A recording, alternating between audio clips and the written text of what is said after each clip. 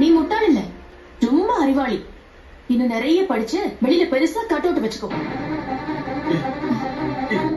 நேத்து விஜய அடிச்ச அடியில ரோஹிணி இன்னைக்கு வீட்டை விட்டே வெளியே போயிட்டாங்க. வாங்க என்ன நடக்குதுன்னு ஃபுல்லா பாக்கலாம். மனோஜ்க்கும் ரோஹிணிக்கும் சண்டை நடக்குது. அதுல மனோஜ் கேக்குறாரு, என்ன பேசினது உனக்கு தப்பா தெரியல, யாரு என்ன சொன்னாலும் நீ எனக்கு ஆதரவா இருப்பேன்னு நினைச்சேன், ஆனா நீயே என்ன பத்தி இப்படி பேசுவேன்னு நான் நினைக்கல, நீயும் மத்தவங்கள மாதிரி நான் லாய்க்கு இல்லாதவன் அப்படின்னு பேசிட்டல. அதுக்கு ரோஹிணி சொல்றாங்க, நீயும் தான் என்ன விட்டு கொடுத்துட்ட மனோஜ், அப்ப கூட நீ சொன்னது உனக்கு தப்பா தெரியல அப்படின்னு மனோஜும் கேக்குறாரு. இப்போ ரோஹிணி கேக்குறாங்க, அப்போ நான் சொன்ன அந்த வார்த்தை தான் உனக்கு பெருசா தெரியுது, நான் உன் ஃபேமிலி கிட்ட அவமானப்பட்டது உனக்கு தெரியல அப்படின்னு ரெண்டு பேருக்கும் சண்டை போயிட்டே இருக்கு. கடைசியா ரோஹிணி சொல்றாங்க, போதும், நீ என்ன எவ்வளவு லவ் பண்றன்னு எனக்கு நல்லா தெரிஞ்சிருச்சு அப்படின்னு சொல்லிட்டு ரோஹிணி பேக் எடுத்துட்டு கிளம்புறாங்க.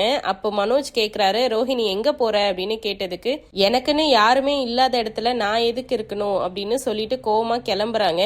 ஆனா வெயிட் பண்றாங்க போயிட்டு வெளியே இவர் வந்து பாப்பாரான்னு.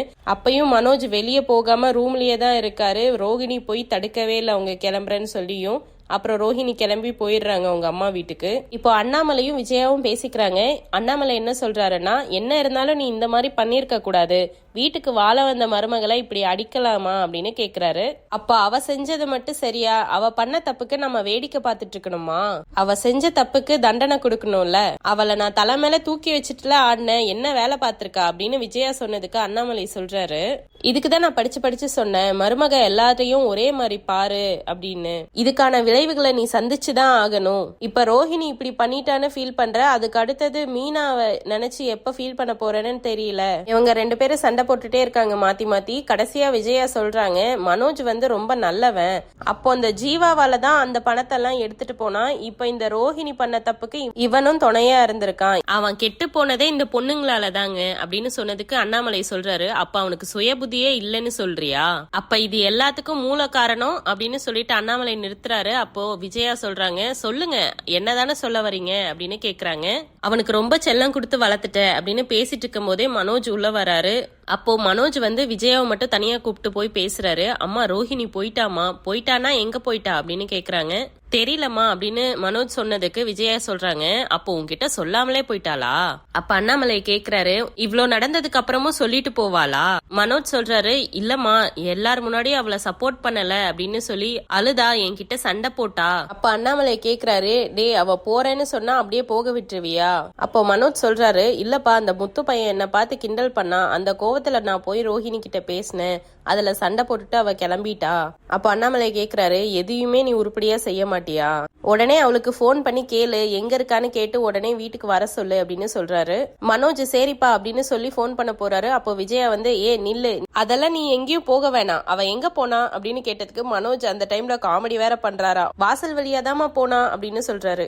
கையில என்னடா எடுத்துட்டு போனா, பெரிய பேக்கா எடுத்துட்டு போனாலா இல்ல எப்படி எடுத்துட்டு போனா அப்படின்னு கேட்டதுக்கு, இல்லம்மா ஒரே ஒரு சின்ன பேக் தான் எடுத்துட்டு போனா, அப்ப அவளே வீட்டுக்கு வந்துருவா, வீட்டை விட்டு போறவளா இருந்திருந்தா பெட்டியோட போயிருப்பா, அவ வருவா, நீலாம் ஒன்னும் போன் பண்ணி கேட்காத அப்படின்னு மனோஜ் கிட்ட ஸ்ட்ரிக்டா சொல்லிட்டாங்க. இவனை போய் கூட்டிட்டு வர சொல்லு அப்படின்னு அண்ணாமலை சொன்னதுக்கு விஜயா சொல்றாங்க, எனக்கு எல்லாம் தெரியுங்க மனோஜ், நீ அவளுக்கு ஒரு போன் கூட பண்ணக்கூடாது அப்படின்னு சொல்லிட்டாங்க. ரோஹிணி காட்டுறாங்க, அவங்க அம்மா மடியில படுத்துட்டு அழுதுட்டு இருக்காங்க. அவங்க அம்மா கேக்குறாங்க, நீ அழுதுட்டு வந்து நின்னப்போ உன்னை பத்தி எல்லா விஷயமும் தெரிஞ்சிருச்சுன்னு நான் நினைச்சேன், இந்த விஷயம் தெரிஞ்சதுக்கே என்ன ஆச்சுன்னு பார்த்தல அப்படின்னு ரோஹிணி சொல்றாங்க. இதுல தப்பு உன் மேல மட்டும் இல்ல, உன் புருஷ மேலயும் தான் இருக்கு, ஆனா பழி மட்டும் உன் மேலேயே வந்துருச்சு பாத்தியா? ஆனா நீயும் அவசரப்பட்டு வார்த்தையை விட்டுருக்க கூடாது, அவரை வேற நீ விட்டு கொடுத்து பேசிட்ட, உங்க மாமியாருக்கு இருக்கிறதுலயே மனோஜை தான் பிடிக்கணும் நீ ஏன் சொல்லியிருக்க, அப்ப அவங்க மகனை எதுவுமே சொல்லாம தானே இருப்பாங்க, அதனாலதான் எல்லாமே உன்னை திட்டி இருக்காங்க அப்படின்னு சொல்லிட்டு அவங்க அம்மா வந்து ரோஹிணிய வீட்டுக்கே கிளம்ப சொல்றாங்க. நீ அங்கேயே இருந்து அவங்கள சமாதானம் தான் படுத்தி இருக்கணும், இங்க கிளம்பி வந்திருக்க கூடாது அப்படின்னு சொல்றாங்க அவங்க அம்மா. இப்ப ரோஹிணி கேக்குறாங்க, போய் என்னம்மா பண்ண சொல்ற, அங்க இருக்க எல்லாருமே என்ன கேள்வி கேட்டுட்டே இருக்காங்க, இத மத்தவங்க யாருமே புரிஞ்சுக்கலன்னா கூட பரவாயில்லமா, ஆனா மனோஜே எனக்கு சப்போர்ட் பண்ணாம இருக்கான், அதுதான் எனக்கு ரொம்ப கஷ்டமா இருக்கு. அப்ப கடைசி அவங்க அம்மா சொல்றாங்க, தொலைச்ச இடத்துலதான் அதை திருப்பி தேடணும். அதனால நீ கிளம்பு. இன்னும் கொஞ்ச நேரத்துல கிறிஷு ஸ்கூல்ல இருந்து வந்துருவான். அவனுக்கு எல்லாமே விவரம் தெரிய வயசாயிருச்சு. அவனுக்கு இதெல்லாம் தெரிய வேணாம். நீ கிளம்பி வீட்டுக்கு போ அப்படின்னு சொல்றாங்க. இப்போ வீட்டுல பார்த்தா ஸ்ருதி வந்து ரீல்ஸ் பார்த்துட்டு சிரிச்சிட்டு இருக்காங்க. அத பார்த்த மீனா அவங்களும் வந்து ரீல்ஸ் பார்த்து அவங்களும் சிரிச்சிடுறாங்க. இப்ப விஜயா வெளியே வந்து இவ்ளோ பிரச்சனை போயிட்டு இருக்கு, என்ன இப்படி ஊருக்கே கேக்குற மாதிரி சிரிச்சிட்டு இருக்கீங்க அப்படின்னு திட்டுறாங்க. சிரிக்கிற மாதிரி விஷயமா இந்த வீட்டுல நடந்திருக்கு அப்படின்னு கேட்டதுக்கு ஸ்ருதி சொல்றாங்க, அதுக்காக சிரிப்பு வரும்போது சிரிக்காம இருக்க முடியுமா ஆண்டி அப்படின்னு சொல்றாங்க. அப்போ மனோஜ் வந்து, அம்மா நான் இன்னும் ஒரு போன் கூட பண்ணலமா ரோஹிணிக்கு, இவ்ளோ நேரம் ஆயிடுச்சுமா ரோஹிணி வெளியே போய் அப்படின்னு சொல்றாங்க. பண்ணலன்னா என்ன அப்படின்னு விஜயா கேக்குறாங்க. அப்ப ரோஹிணி வந்து ஸ்டெப்ஸ் ஏறி மேல வந்துட்டு இருக்காங்க. இங்க பேசிட்டு இருக்கிறது எல்லாத்தையும் கேக்குறாங்க. விஜயா கேக்குறாங்க, என்ன போன் பண்ண சொல்றியா அப்படின்னு கேட்டதுக்கு, இல்லம்மா நான் வேணா ஒரு போன் பண்ணி கேக்குறேன் அப்படின்னு சொல்றாங்க. அதுக்கு வந்து விஜயா திருப்பி, ஏய் போன் பண்ணியா அப்படின்னு கேக்குறாங்க மனோஜ. இல்ல அப்படின்னு சொல்லிட்டு இருக்காரு மனோஜ். ரோஹிணி பாவமா அப்படின்னு சொன்னதுக்கு விஜயா சொல்றாங்க, என்ன அவன் மேல இறக்கம் வந்துருச்சா உனக்கு?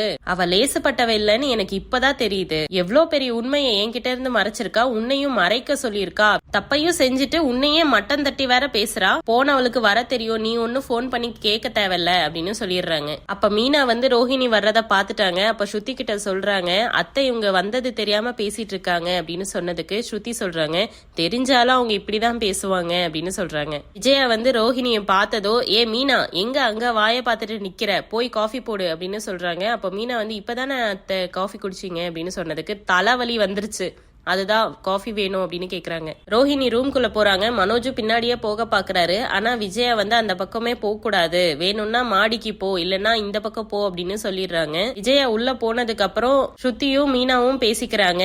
ஸ்ருதி கேக்குறாங்க, உங்களுக்கு என்ன நடக்குதுன்னு தெரியுதா? மனோஜையும் ரோஹிணியும் பேச விடாம பண்றாங்க, அவங்கள பிரிச்சு வைக்க பாக்குறாங்கன்னு நினைக்கிறேன். இப்பெல்லாம் அவங்க டிவி சீரியல் மாமியார் மாதிரி பிஹேவ் பண்றாங்க. நாம தான் ஜாக்கிரதையா இருக்கணும். ரவிய நான் என் கண்ட்ரோல்ல வச்சிருக்கணும், முத்துவ நீங்க உங்க கண்ட்ரோல்ல வச்சிருக்க மாதிரி பாத்துக்கணும். அதுக்கு மீனா வந்து ஏன் அப்படின்னு கேட்டதுக்கு, நாளைக்கு நமக்கு பிரச்சனை வந்தாலும் இதே மாதிரி நம்மள பிரிச்சு வைக்கதான் பாப்பாங்க. அப்போ மீனா சொல்றாங்க, எனக்கு எந்த கவலையும் இல்லைங்க, ஏன்னா எங்க 2 பேருமே அவங்களுக்கு பிடிக்காது, நீங்க 2 பேரு தான் ஜாக்கிரதையா இருக்கணும். ரவி இந்த மாதிரி அவங்க அம்மா பேச்சையே கேக்குறவனும் இல்ல, அதே மாதிரி அவன் கேக்குறவனா இருந்திருந்தா அவனை விட்டுட்டு போயிட்டே இருப்ப அப்படின்னு ஸ்ருதி சொல்றாங்க. இவங்க 2 பேரும் பேசிட்டு இருந்தத ரோஹிணி கேட்டுடுறாங்க. அதுக்கப்புறம் விஜயா கிட்டயே போய் பேசலான்னு ரூமுக்கு போறாங்க.